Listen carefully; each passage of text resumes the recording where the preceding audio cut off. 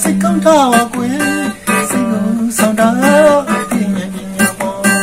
ပညာတော်ဆောင်တာဘာတုတ္တပါသူဆောင်တာတော့ဆောင်စားပြီပေါ်မိမရောဆောင်အပ်ကြီးညာမြတ်ဖြစ်ပါလေဒီကလေးအသုံးချဓမ္မကောင်းယူရ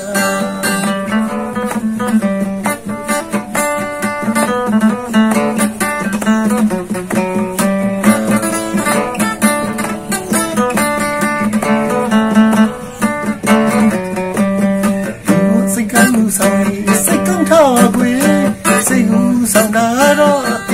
ညာပေါ်ပညာတော်ဆောင်တာဘာတုတ္တပါသူဆောင်တာတော့ဆောင်စားပြီပေါ်မမီမလျောဆောင်အတွေ့ညာညဖက်ပါလေပြီးကလေးအသုံးချဓမ္မကောင်းယူရ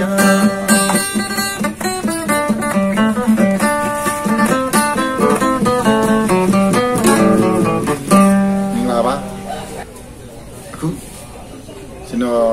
ဒီဆိုပေးလိုက်ရကြပြကတော့ကောင်းကျိုးရဖို့စာဖက်ဆိုတဲ့ကြပြဖြစ်ပါတယ်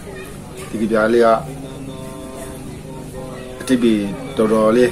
ရှိဖို့လို့ကျွန်တော်ကတော့ထင်မိပါတယ်ဒါကြောင့်လေးတင်လိုက်တာပါဘာလို့လဲဆိုတော့ဒီကြပြရဲ့အတိပီကပြောမယ်ဆိုရင်ကျွန်တော်တို့ရဲ့ဒီအတိပညာဘ ഹു တုတ္တများကြီးဒီကြပြမှာ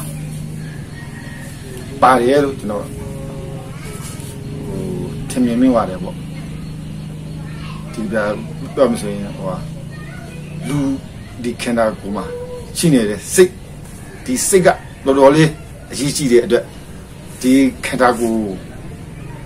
ဥဆောင်ထားတာကဒီစိတ်နဲ့ပဲဥဆောင်တာဒါကြောင့်လူကိုစိတ်ကဥဆောင်တယ်ဆိုတဲ့အတိတ်ပဲပေါ့လူကိုစိတ်ကဥဆောင်ထားပြီးပြီဆိုရင်စိတ်ကိုဘာဥဆော်လာမှာလဲ